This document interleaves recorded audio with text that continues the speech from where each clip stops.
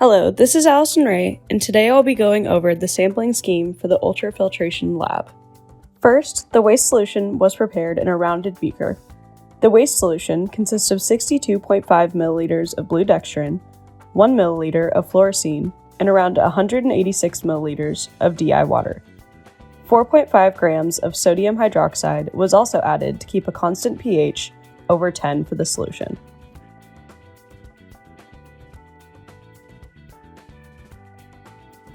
Once confirming the pH for the system is over 10, a flow rate was chosen for each run that ensured that the pressure did not exceed 3.5 bar, or 50 psi. Samples were taken from the permeate, retentate, and reservoir every 3 minutes. To collect a sample from the retentate line, the three-way valve was turned so the solution can flow from the filter outlet piping to the sample extraction line.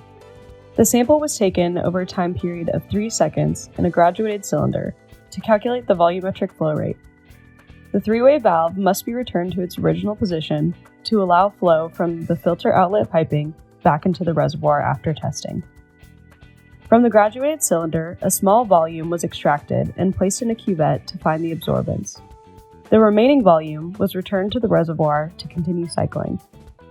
To collect a sample from the permeate line, a similar process is used as the retentate sampling. Instead of a 3-second sampling time, 30 seconds should be used to ensure enough sample is collected. The exiting filtrate has a slower flow rate due to its particle size and the pore size of the filter membrane. Collecting samples from the reservoir during filtration is the same process as the original sample taken before turning on the pump. After running the filtration long enough to obtain at least 5 samples, the system was turned off.